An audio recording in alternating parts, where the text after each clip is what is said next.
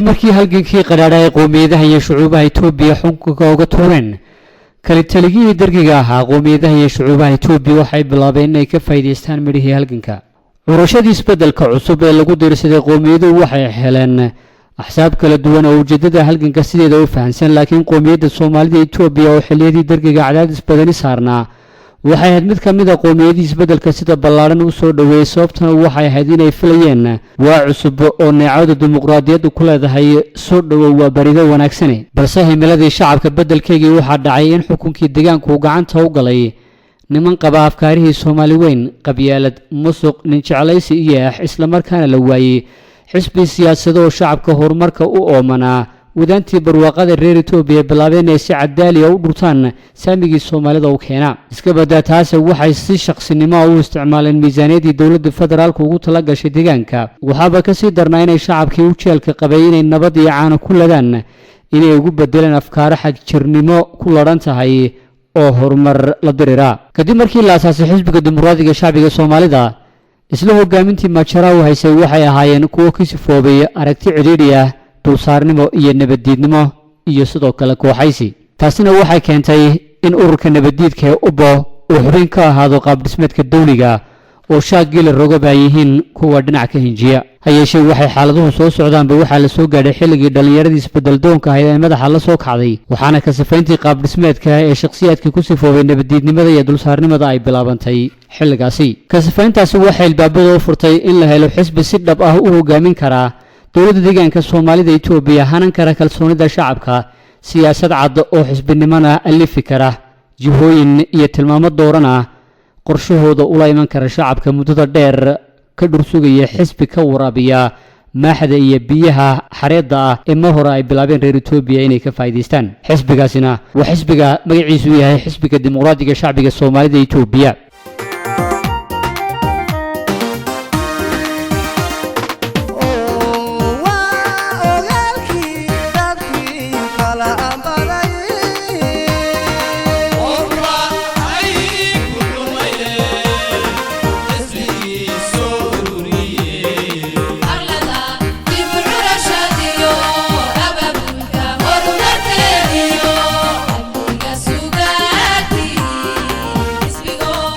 haddaba qormadeena waxaan si kooban ugu eegi doonaa labadii sano iyo xogaaga kadib shirweynihii toddobaad ee xisbiga ee ka dhacay magaalada Birqood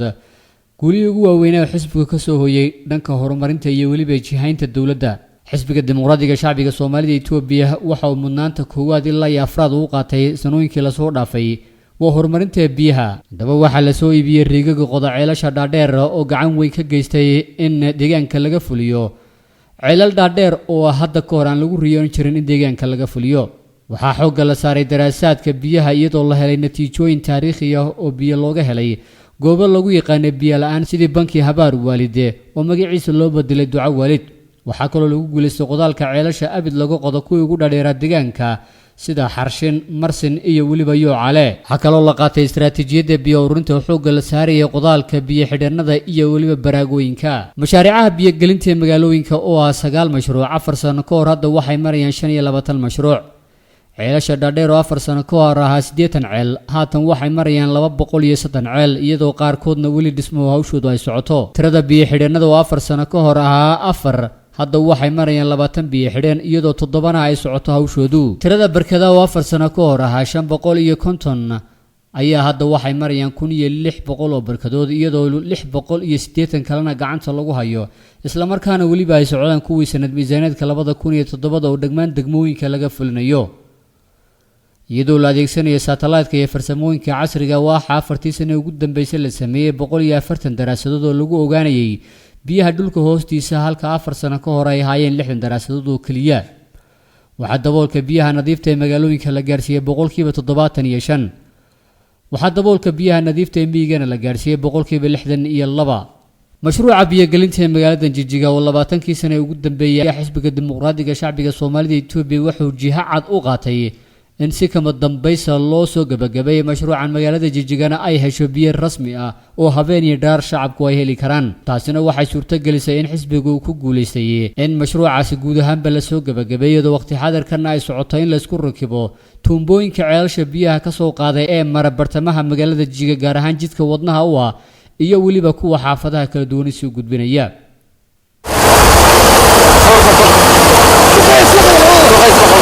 marka waxaa aniga maanta farxad aad ballaaranaya siiba galabta oo Ramadaana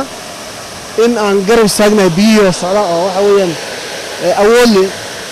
awoodda ay halka waxa ku tirsan biyo inta ka cayaan 40 mitir kor way ku cayaan biyani marka waxa garan inta biyuhu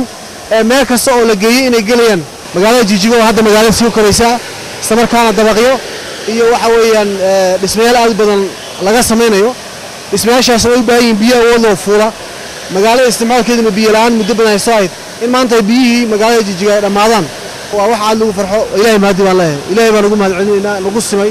inaan aragno magaalada Jijigana oo waxa weeye maxaan ku rahaa leenkii haantii 3,000 mitir kuubay ay shaqaynayso tii kale waxa weeyaan 1,000 mitir kuubay ay shaqaynayso waxa weeyaan kuwii kale 300 ah keedka ay shaqaynayaan xaggan 600 ay shaqaynayso. xisbiga dimuqraadiga shacbiga Soomaalida Itoobiya oo hogaamiya xukuumadda deegaanka Soomaalida muddooyinkii ugu dambeeyay waxa uu xoog saaray isku xidhka wadooyinka gaar ahaan gobolada degmooyinka iyo qabalayada.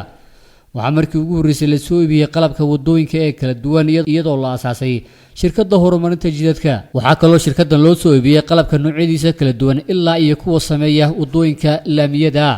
waxaan lagu guuleystay in la furo wadada isku xidha Fiiq Mayo iyo Qobe 2005 oo kaliya ayaa waxaa la sameeyay 119 kilomitir in la dhiso saddexdii sano ugu dambeysayna guud ahaan waxaa la dhisay 2559 kilomitir. xisbiga dimuqraadiga shacabka Soomaalida Itoobiya xisbigeenu waa kiileeskiyo aqalkii madooba wuxuu iftiinkeen wax ku kala arkayne nabadana sixiyay xisbigu horumarkana sixiyay xisbigu. waxaa la furay garoonka diyaaradaha ee Garadwiilwal ee magaalada Jijigana. waxaa awoodda iyo hantida deegaanka lagu dhisay garoonka diyaaradaha ee magaalada Qabri Dahar oo dhan 2.5 kilomitir.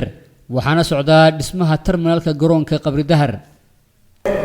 airportka Jijigana hadda maanta soo qaato waxaan dhihi karaa waa furaha horumarka iyo nabadgelyada maamulka suuban ee dalka deegaanka Soomaalida Itoobiya.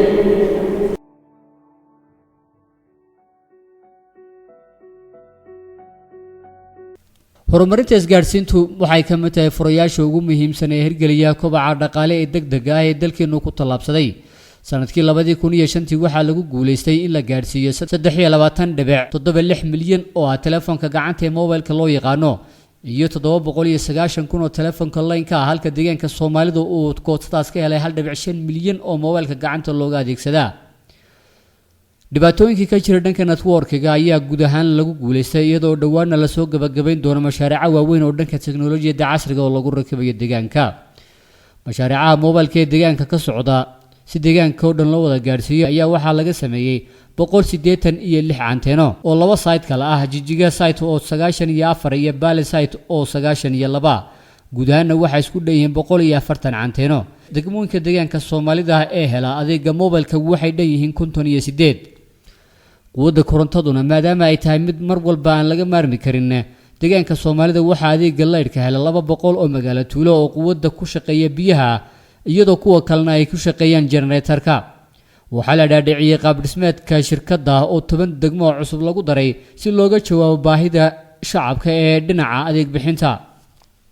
haddaba qorshaha 5 sano ee GTB-ga deegaanka Soomaalida waxaa laga wadaa mashaariic waaweyn oo dhanka leydhgelinta oo qaar la soo gabagabeeyay qaarna ay gabagaba ku dhow yihiin.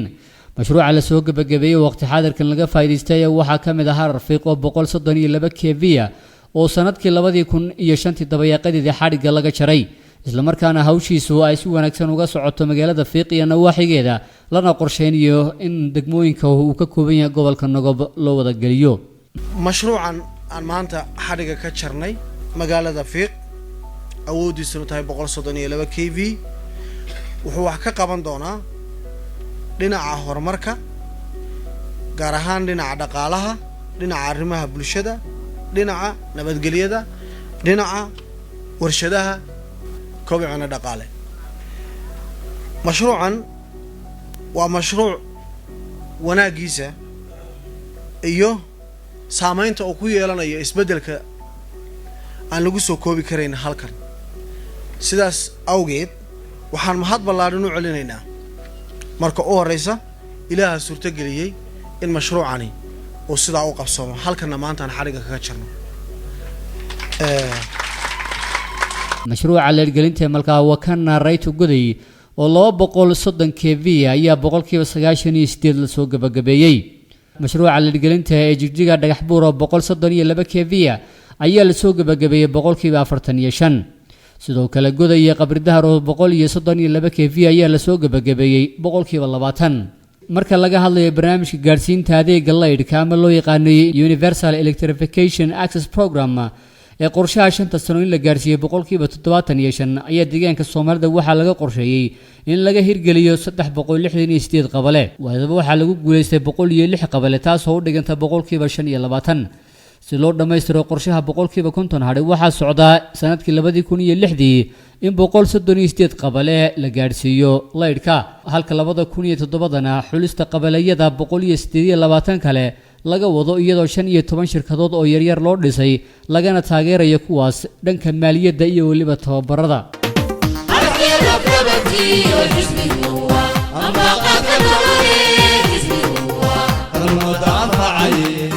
mashaariicaha MDG-ga ee deegaanka Soomaalida laga wado hadii qayb ka mid ah aan sheegno mashruuca biyaha iyo daaqa ee jeedan ee laga wado gobolka City ayaa waxa ku baxday 12 milyan lacag ka badan waana mid la soo gabagabay waqti xaadirkan oo ay ka faa'iideystaan 1846 qoys iyo dunyo ka badan 15,000 mashruuca biyaha iyo daaqa ee xadow gabagabo oo lacag ka badan 77 milyan oo baray ku baxday ayaa la soo gabagabeeyay waxaana ka faa'iideysanay dad ka badan 40,000 oo qoys iyo waliba dunyo ka badan 99000 mashruuca biyaha iyo daaqa ee toomaha taqdam oo 26 milyan lacag ka badan ay ku baxayso ayaa la soo gabagabeeyay isagana waxa ka faa'iideysanaya 5969 qoys iyo waliba dunyaadu fara badan mashruuca biyaha iyo daaqa qob jaara quracmataan oo gobolka faafan laga wado ay ku baxayso 60 milyan oo bir lacag ka badan ayaa la soo gabagabeeyay boqolkiiba 95 mashruuca biyaha iyo daaqa daarwan daartu iyo daartri oo ay ku baxday 455 milyan oo bir lacag ka badan ayaa waxa ka faa'iideysanaya mashruucan 99545 qoys mashruuca balaarinta iyo biyo gelinta ee Meta Bisle oo laga wado gobolka City ayaa waxa ku baxday 35 milyan boqolkiiba boqolna waa la soo gabagabeeyay dad ka badan 26,000 oo qoys ayaana ka faa'iideysanaya mashruuca biyo gelinta shakiso ee gobolka Liban laga wado ay ku baxday 12 milyan 930 oo bir ayaa waxa ka faa'iideysanaya 4200 oo qoys mashruuca biyo gelinta iyo daaqa bariga Soomaalida Itoobiya gobolka Faafan iyo Qoraxay oo ay ku baxday 26 milyan 910 oo bir ayaa boqolkiiba 60 socda sidoo kale waxa isaguna meel wanaagsan maraya mashruuca biyo gelinta iyo daaqa ee laab dhanaan beer caan oo gobolka Shabeelle oo ay ku baxaysa 296 milyan 425 boqolkiiba 25 la soo gabagabeeyay mashaariicaha kale rajada weyn ee ka muuqata ayaa isaguna waxa uu yahay mashruuca biyo gelinta iyo daaqa ee Fiiq Xamaro iyo Gasaangasa oo laga wado gobolka Nagob ay ku baxayso 235 milyan lacag ka badan boqolkiiba 25 ayaa la soo gabagabeeyay si loo helo daraasaad iyo naqshadeynta leh sanooyinkii ugu dambeeyay xisbiga dimuqraadiga shacbiga Soomaalida Itoobiya ee hogaamiyay xukuumadda deegaanku waxa uu qaab dhismeedka dawliga ku soo kordhiyay wakaalada naqshadeynta iyo daraasaadka haddaba daraasaadka iyo naqshadeynta biyaha dhulka hoostiisa marka laga hadlayo banka Qoraxa ayaa waxa laga fuliyay Xudur Ayl iyo Kudumbuur banka Habaar Waalid oo duco waalid loo bixiyay siiba Marmeed iyo Higlaala Beer Harwe iyo Beerqood iyo guud ahaan gobolka Nagob siiba degmooyinka Goljanno Dhagaxmadow Sagag Garbo iyo Dhuxun waan ka baxnay alxamdulillah rabbil caalamiin awaashii hore waan ka baxnay wadadii Habaar Waalid la baxday waka biyaha gudban awal horena biyo ma aan haysan eegana ilaahay inuu noo siyaadiyo aan ilaahay baryeynaa oo ilaahay nagu anfaco waan ka cabnaa aad baan ugu baahi baxnay daraasaadka iyo naqshadeynta jidadka iyo buundooyinka marka ay noogno waxa la sameeyay daraasaadka iyo naqshadeynta jidka Hureed iyo Jalanqo oo 50 kilomitir fayska koowaad oo hadda maraya boqolkiiba 95 naqshadaynta hudad jalanqo phase 2 oo 120 kilomitirna waa la dhammaystiray sidoo kale jidka jaarre dambal iyo dhuure ayaa naqshadiisa la dhammaystiray waqtiga xaadirkana shirkadda dhismaha jidku ay gacanta ku haysaa dhismihiisa waxaa la dhammaystiray naqshadaynta buundada fiiq mayo haatana dhismaheedu meel wanaagsan marayo waxaa kaloo la dhammaystiray naqshadaynta buundada waangay loona gudbiyay ciddii fulinaysay iyadoo dhismaheedu waqti xaadirkan u meel wanaagsan marayo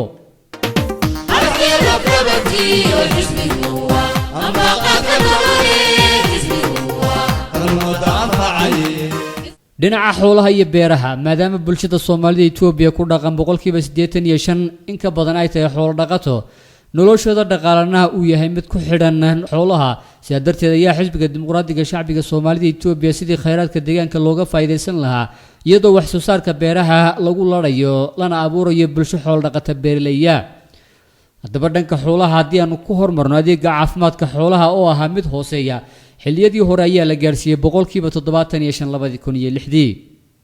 xarumaha caafimaadka xoolaha oo eber ah ayaa la gaarsiiyay 590 tirada laga talaalay xanuunada kala duwan ee xoolaha ayaa la gaarsiiyay in ka badan 17 milyan 2006 waxaa la aasaasay shaybaadhka xoolaha oo hal ah iyo waxaa kaloo dhismihiisu socdaa xarunta caafimaadka xoolaha lagu eego oo ka socda duleedka Jigjiga sidoo kale waxaa la aasaasay shaybaadhka carrada oo isaguna hala wax soo saarka dalagga beeraha ayaa labadii sano ugu dambeysay la leebajibaaray waxaana la gaarsiiyay 5,612,794 kintaal sanadkiiba tirada xirfadlayaasha caafimaadka xoolaha oo deegaanka aan ka jirin 20 sano ka hor ayaa haatan waxay marayaan 1,040 sidoo kale tirada DA-yada ayaa labadii sano ugu dambeysay kor loo qaaday waxaana la gaarsiiyay 2,267 DA waxaa sidoo kale kor loo qaaday dhakhaatiirta caafimaadka xoolaha oo shirweynihii toddobaad ka hor ahaa 12 haatana maraya 28 xarumaha lagu tababaro xoolo dhaqatada iyo xoolo dhaqata beeraleyda ayaa waxaa laga dhigay 115 xarumood bulshada deegaanku maadaama ay tahay mid xoolo dhaqata isla markaana loo baahan yahay in gurguurka faraha badan laga yareeyo biyaha webiyada ee iyo jilaalna iska qulqula looga faa'iideysto ayaa xukuumaddu sanadkii ugu dambeeyay waxay muhiimadda siisay in qoysas fara badan dib loo dejiyo agagaaraha webiyada Shabeelle Weeb Daawe iyo waliba Ganaale qoysaskan ayaa tiradoodu waxay ka badan tahay 160,000 oo qoys waxaana iskaashatooyin la isku xidhay bulshada dib u dejinta looga sameeyay suuqna waa loo abuuray waxaana loo qaybiyay in ka badan 15,000 oo mootar iyo waliba xulka abuurka tayeysan oo waqti xadarkan ay beertaan si bulshada looga faa'iideeyo kheyraadka beeraha iyo xoolaha waxaa laga maarmaanay in iskaashatooyin la isku xidho si taageerada ay u baahan yihiin loo siiyo waxaa dib loo aasaasay qaab dhismeedka iskaashatooyinka heer degmo ee 68 degmo waxaa dib loo kala saaray iskaashatooyinka magacuyaalka ha iyo kuwii shaqaynayay iskaashatooyinka miyiga ee beeraha iyo xoolaha ka shaqeeya waa 2,847 kheyraadka dabiiciga aan leenahay waxay ahayn kuwo khatar ku sugan oo dabargoyn xoogganna lagu hayay taasoo dhaqankeenii saameyn ku yeelatay si loo xalliyo dhibaatadan ayaa waxa uu xisbigu aasaasay wakaaladda ilaalinta deegaanka iyo kaymaha waxaana golaha xildhibaanada deegaanku ay soo saareen bayaanka ilaalinta deegaanka taasoo guud ahaanba lagu mamnuucayo in si sharci darra looga ganacsado kheyraadka deegaanka oo dhuxushu ugu horeyso waxaa la bilaabay isticmaalka teknolojiyadda laga dhaliyo quwadda si looga maarmo dhirta loo gooyo shidaal ahaan sida biogaska iyo solar energy-ga xisbiga dimuqraadiga shacbiga Soomaalida Itoobiya waxa uu dejiyay istaraatiijiyadda siyaasadeed ee horumarinta magaalooyinka waana mid guulo badan laga gaadhay fiiro gooniyana siinaysay sidii loo dhimi lahaa saboolnimada ka jirta magaalooyinka xisbigu waxa uu dejiyay istaraatiijiyadda horumarinta shirkadaha yaryar isla markaana uu hirgeliyay si loo dhimo shaqo la'aanta iyo saboolnimada taasoo halbowle u ah horumarka iyo warshadaha iyadoo la aasaasay wakaaladda horumarinta shirkadaha yaryar istaraatiijiyadda horumarinta TVET-ka si loo horgeliyo kuliyadda xirfadaha iyo farsamada ee Jigjiga ayaa loo bedelay Jigjiga Polytechnic College waxaa la bilaabay kuliyadda xirfadaha iyo farsamada ee Qabri Dahar waxaa la soo saaray xirfadlayaal dhan 11,000 oo bartay 25 xirfadood waxaa labadii sano ugu dambeysay tababar la siiyay xirfadlayaal kala duwan oo ka badan 3,000 waxaana la siiyay deyn lacageed oo ka badan 120 milyan oo loo fududeeyay 3,669 qof kuwaasoo xubna ka 3,139 iskaashato oo isugu jira rag iyo haween aniga waxaan ka imid gobolka Liibaan degmada Fiilto magacayga haddii aan ku bilaabo waxaa la yiraahdaa Shamsa Cali Cumar waxaan leeyahay hambalyo 15 gabdheeda ka socota aad iyo aad baan ugu faraxsanahay waxaan leenahay sidii ay tahay 1,500,000 oo kun baan qaadanaynaa sidii ay tahay oo micnaha 3 sano aheed ayaan ku soo celinaynaa ayada oo ceeblaan waxaa la yiraahdaa Shukri Maxamuud Galadiid waxaan nahay 20 qof oo ka socota magaalada Qabridahar waxaan u aragnaa tuna lagu soo korinayo oo hadii Ilaahay yiraahdo danahanaga aan ku soo korinayno oo ku magaranaysaa aan kor ugu qaadayno waxaan kala sameeynaa hadii Ilaahay yiraahdo aan ballan qaadaynaa lacagta dawladuna deymisay 2 milyan sidaan isaga soo xarayn lahayn faa'iidada aan ka helana waxna reerkanaga ugu dhaqan lahayn waxna dawladana sharafta meelaha horumarku ka socdaan kaga qayb qaadan lahayn dawladana u garab istaagi lahayn aniga oo ku hadlay magaca degmada Shinile waxaan anigu u arkaa lacagta la siiyay maanta aniga waa maalin gaar ahaan anu nafteeda hadii aan ka sheekeeyo farxad ayay ii tahay waa bari ciideed waana bariye Ramadaan marka anagu maanta 15 qof oo shaqo abuurna loo sameeyay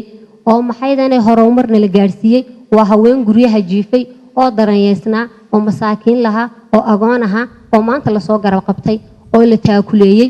oo waxay ku shaqaystaan diin la amaahiyay waxaanan anaguna ballan qaadaynaa in aan diintan siday ahayd ku soo hoyno intiina loo qabtayna aanan ku soo hoyno waxaa adeeg dhan oo dayn ah la siiyay 120 milyan 9,750 ber loo fududeeyay 3,669 qof kuwaas oo kala ah 3,139 xubnood haweena iyo 530 raga waxaa laga aasaasay 1,160 shirkadood oo ka kooban 12,480 xubnood maamul magaalooyinka dawladda deegaanka Soomaalida waxaa la aasaasay 10 xarumaha adeega hal goob one stop service centers kuwaas oo laga aasaasay Jigjiga Goodi Qabridahar Dhagax Buur Fiiq iyo Shiniile waxaa sidoo kale hay'adan ay noloshoodii bedeshay shacab u badan danyar oo dumar u sii badan oo noloshoodu wax ka bedelay deymaha la siinayay waxaa kale oo xusid mudan in nidaamka dan celintu ay noqotay 100% isla markaana khibrad wanaagsan laga qaatay dalahaan waxaan la siiyay lacag dayntiina insha Allah taala ilaahay uu nagu guuleeyay feeskii saddexaad ma socdaa kolba wixii aan dhahdo waxaasay ugu roontayna waan siiyaa haday dukaan tahay iyo haday ari tahay iyo haday lo tahay iyo haday kolba wixii aan dhahdo waxaas ugu roon yaan siisanaa waana feeskii saddexaad insha Allah taala ilaahayna nagu guuleeyay alxamdulillah rabbil caalamiin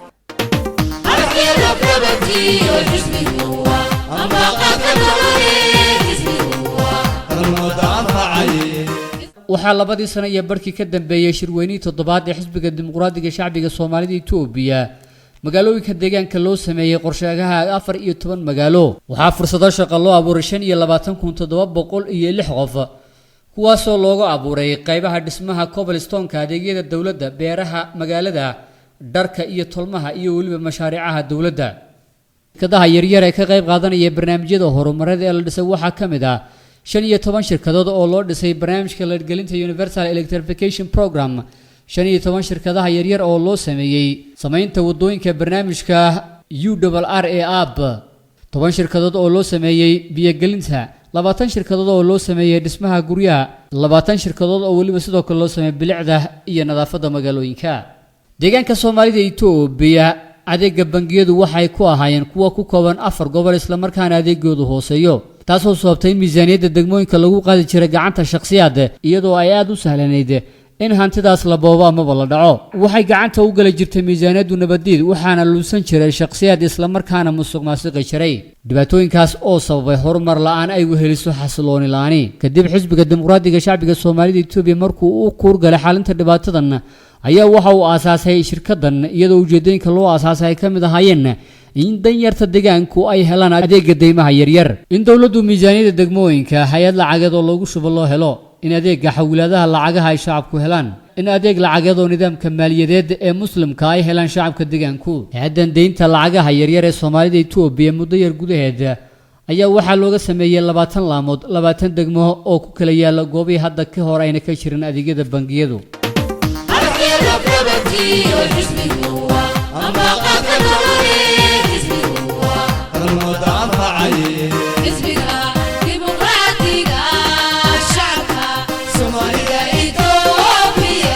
laba sano iyo barkii sano u dambeeyay waxaa magaalooyinka deegaanka laga dhisay 7 kiiloomitir oo wadooyinka laamiga 20 kiiloomitir oo wadooyinka dhagaxa qorana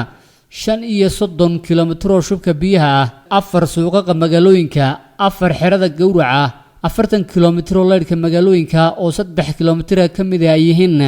solar light-ka oo laga fuliyay magaalada Dhagaxbuur 5 xaafadood oo ballaarinta leydhka looga sameeyay waa Jigjiga 2 buundo cageed oo laga sameeyay magaalada Jigjiga 4 buundo iyo waliba 359 kilomitir oo wadooyinka jayga xaadida iyo waliba dayactir horumarinta iyo maareynta dhulka magaalooyinka sida ugu habboon looga faa'iideysto kheyraadka dhulka oo hantida ugu muhiimsan ee magaalooyinka isla markaana looga dhigo mid tashiilan waxaa la soo saaray xeer nidaamyeedka liiska magaalooyinka tursigiisu yahay 34 xariijin 2005 waxaa la wareegay dhulkii xeryaha ciidanka magaalooyinka Jigjiga Qabri Dahar iyo Dhagaxbuur magaalooyinka hadhina qorshahooda lagu jiro dhulkaas oo horumarka magaalooyinka ahmiyad weyn ku soo kordhinaya dhulkaas oo loo diyaariyay barnaamijka horumarada ay ka mid yihiin barnaamijka guriyeynta malgashiga dalka iyo dibadda iyo adeegyada kale ee bulshada u baahan tahay si dhibaatada guriyalaanta ee ka jirta magaalooyinka deegaanka loo xaliyo waxa xisbiga dimuqraadiga shacbiga Soomaaliyeed Itoobiya xooga saaraya barnaamijka horumarinta guriyeynta dalka ka bilaabmay hadda sidii uu deegaanka uga faa'iideysan lahaa maadaama ayna hore looga faa'iideysanin waxaana la dhisay wajiga koowaad 120 guri oo loo qaybiyay shaqaalaha dawladda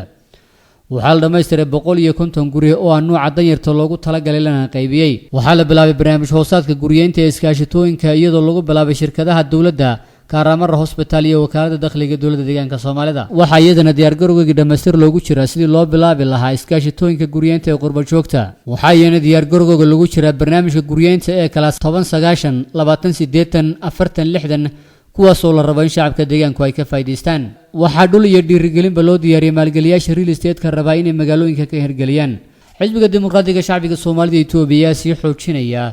dhismaha guryaha nooca danyarta loogu talagalay waxaa ka mid ah mashaariicdan dhamaystirka 2 tiibed 2 hospital 20 dugsi sare 1 kuliyadda macallimiinta 5 howlasha shirarka oo waaweyn 5 dhismayaasha xafiis oo G+4 dhamaystirka 120 guryo wadareed 150 guryaha danyarta hal macadka maareynta 39 xarumaha caafimaadka ballaarinta 2 dugsi oo hoyga 2 guryaha martida ah 1 kuliyadda caafimaadka Qabri Dahar iyo mashruuca dhismaha madaxtooyada oo cusub isagu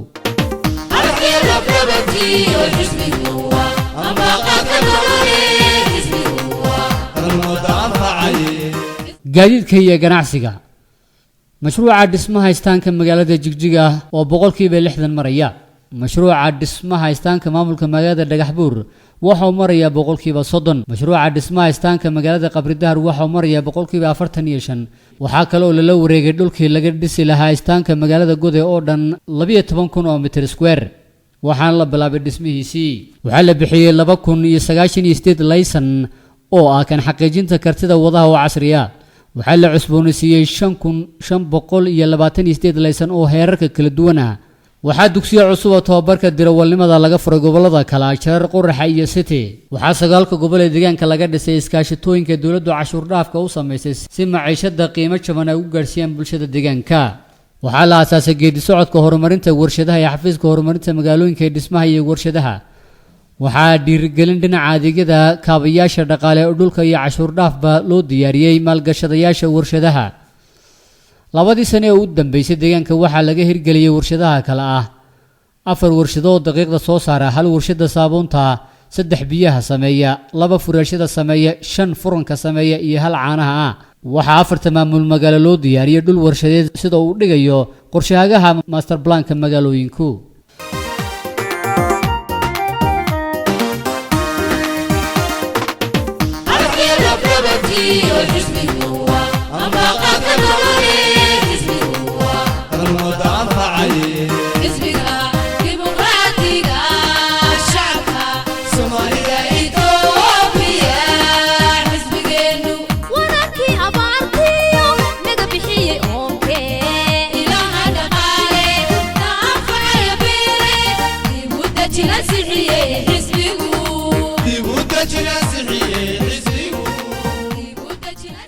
xisbiga dimuqraadiga shacbiga Soomaalida Itoobiya si kor loogu qaado helitaanka maamulka suuban ee shacabka loona xoojiyo qaab dhismeedka horumarineed ee deegaanka 4 sano ugu dambeysay waxa uu qaab dhismeedka dawliga ku soo kordhiyay 37 laamood waxayna kala yihiin 4 maamul magaalo Jigjiga Goday Qabri Dahar iyo Dhagaxbuur 16 degmo wakaalada horumarinta shirkadaha yaryar shirkadda bixinta deymaha yaryar wakaalada anshaxiga koortaga musuqa wakaalada cabashada maamulka suuban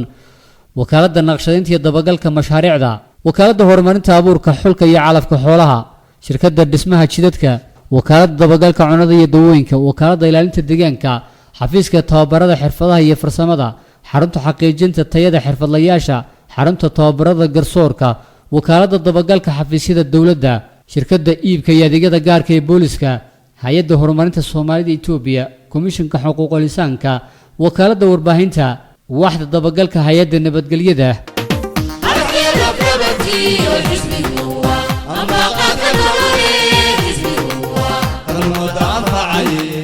nimankii hoggaanka deegaanka u hayay waxay shacabka deegaanka ku gumaadayeen hantidii ay saamiga u lahaayeen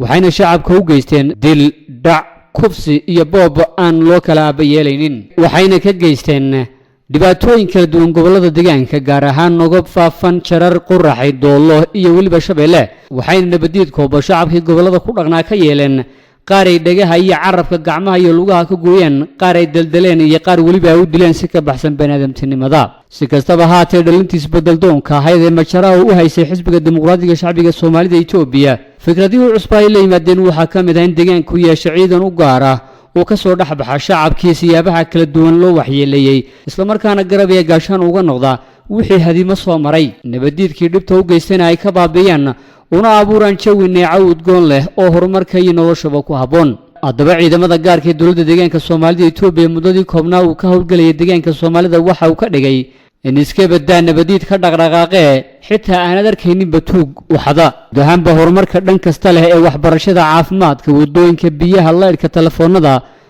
waa kuwa ku yimid nabadda lagu caanadhamay ee horseedeen geesiyada Leopolisku xisbiga dimuqraadiga shacbiga soomaalida Itoobiya sanooyinkii ugu dambeeyay waxa uu xoogga saarayay waxbarashada maadaama xilligii dargiga guud ahaanba deegaanka ay ka jireen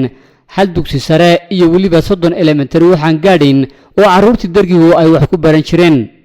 xisbigu waxa uu guntiga dhiisha uga dhigtay sidii luqadda Soomaaliga loogu dari lahaa imtixaanka heerka qaran oo gacan ka geysanaya in ardayda ku hadasha amaba dhigata luqadda Soomaaliga ay helaan dhibco ayna helin kuwa aan baran luqadda Soomaaliga waxaa lagu guuleystay in dibloma iyo digriiba lagu qaato luqadda Soomaaliga si kastaba ahaatee subax walba waxaa dugsiyada waxbarashada deegaanka ku yaala taga arday ka badan 1,300,000 oo arday waxayna wax ka bartaan dugsiyo tiradoodu ay gaadhayso 3,433 dugsi oo kala 2,395 ABE ah 2,299 dugsiyada hoose dhexa 122 dugsiyada sare ah oo 63 ka mid ah yihiin kuwa lagu qaato preparatory-ga 2002 dugsiyada ABE-du waxay deegaanka ka ahaayeen 1950 2060 waxay ahayn 2012 dugsiyada hoose dhexe 2002 waxay ahayn 682 2060 waxa la gaarsiiyay 1299 dugsiyada sare oo 39 ah 2002 2006 waxa la gaarsiiyay 122 tirada barayaasha deegaanka oo sanadkii 2002 ahaa 11804 2006 waxa la gaarsiiyay 16620 macallin iyadoo waxbarashada caadigu ay sida tahay ayaa dhibaatooyinka nabadiidku u geystay shacabka deegaanka waxa uu sababay in carruur badan ay uga noqdaan ayna waayeen waalid daryeela iyo goobo ay ku helaan adeegyada korriinka carruurta daruuriga u ah sida dadka xisbiga dimuqraadiga shacbiga Soomaalida Itoobiya oo ka duulaya xawheelada dhibkaas ayaa waxa uu dhibada u taagay laba dugsi oo hoy agoon ah oo waxay ku bartaan carruurtaasi oo laga kala taagay jigjiga iyo fiiqa waxaana xisbigu si geesinimo la u bixiyay booskii waalidnimo ee carruurtaasi tabayeen waxayna ardaydu wax ku bartaan waxbarashada caadiga ah kaga bilow KG ilaa iyo preparatory isla waxbarashada haddii aanu ku sii socono deegaanka Soomaalida waxa ka jirta jaamacadda jigjiga way wax ka bartaan arday ka badan 16,000 oo arday kuwaas oo arday ku dhow 10,000 oo kamid ah ay yihiin ardayda deegaanka Soomaalida u dhalatay ee siyaabaha kala duwan wax uga barta jaamacadda iyadoo sidoo kale jaamacaddu ay bilowday digriiga luqadda Soomaaliga jaamacadda jigjiga ayaa waxay xarumo kala duwan ku leedahay magaalooyinka Fiiq Dhagax Buur Filto Goday iyo weliba iyadoo la damacsan yahay in dhawaan laga furo caasimadaha gobolada si ay ardayda iyo shaqaalaha dawladda ee jooga goboladu ay u helaan waxbarasho xisbiga dimuqraadiga shacbiga Soomaalida Itoobiya waxa uu muhiimada siiyay waxbarashada sare ee deegaanka gaar ahaan kulliyadaha iyo macadada kala duwan kulliyadahan iyo macadadan kala duwan ayaa waxa kamid ah kulliyada waxbarashada macallimiinta ee Dr. Cabdimajiid oo jigjiga ku taala jigjiga Polytechnic oo jigjiga ku taala kulliyada caafimaadka jigjiga oo magaalada jigjiga ku taala macadka maareynta iyo adeegga shacabka oo magaalada jigjiga ku yaala kuliyadda caafimaadka kuliyadda TVET-ka iyo kuliyadda waxbarashada macallimiinta oo iyaguna ku yaala magaalada Qabridahar sidoo kale magaalada Godina waxa ku yaala kuliyadda caafimaadka kuliyadda beeraha iyo waliba kuliyadda TVET-ka halka magaalada Sharatin hawsheedu ay ka socoto kuliyadda waxbarashada macallimiinta kuliyadda TVET-ka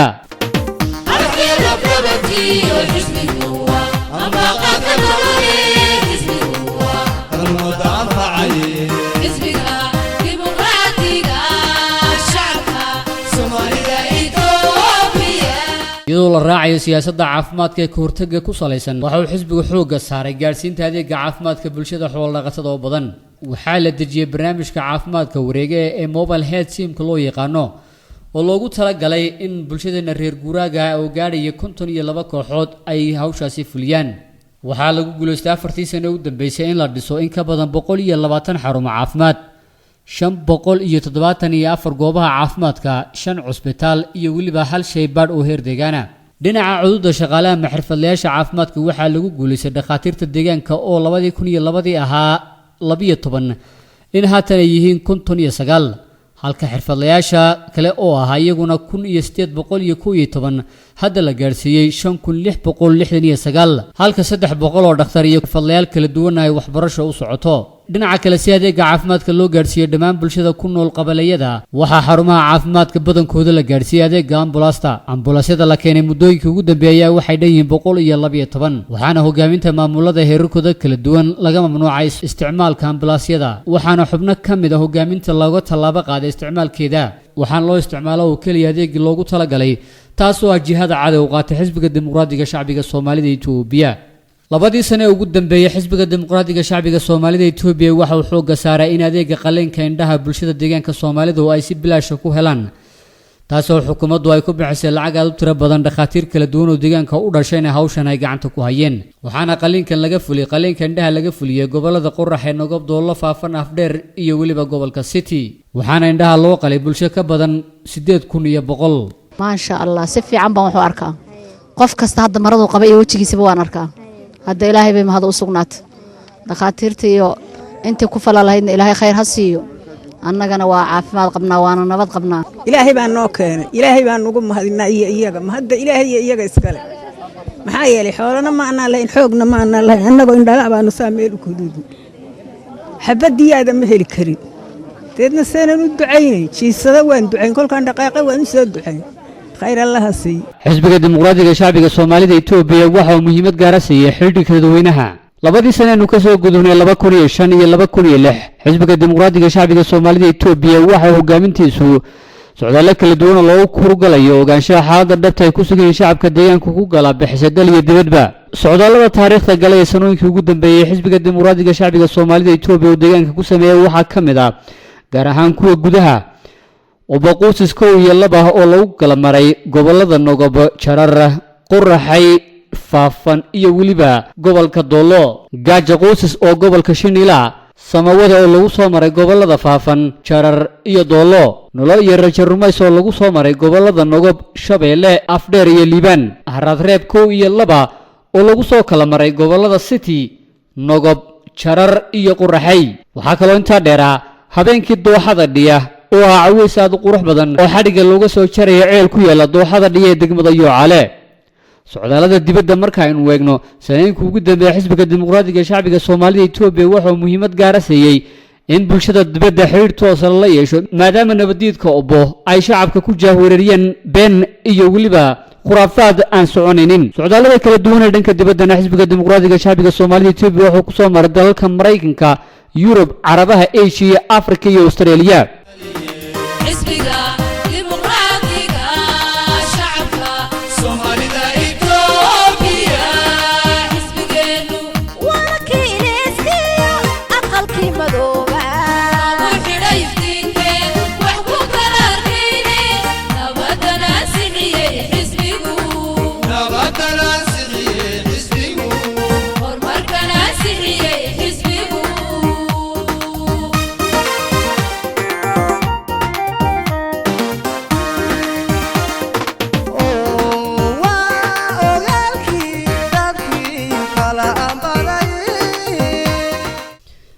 waxaa kale oo xisbigu ahmiyad gaara siiyey shirarka wadatashiga la yeelanayay qaybaha kala duwan ee bulshada sida odayaasha haweenka dhalinyarada ganacsatada iyo maalgeliyaasha iyo wixii la mid ah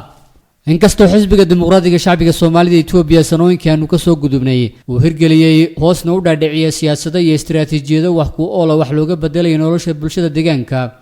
haddana inta uu kuma joojinayo xisbigu siyaasadihiisa mar walba waxa uu sii xoojinaya la tashiga iyo la hadalka shacabka deegaanka Soomaalida si uu ogaado hadba halka ugu daran ay tobanaya shacabku si uu soo saaro jiho iyo siyaasad ku salaysan kana turjumaysa ka jawaabida baahida shacabku ay qabaan taas ayaana keentay in shacabku mar walba uu la kulanka shacabka uu ka dhigto mid joogto ah kaga bilow min heer tuulo ilaa iyo heer deegaan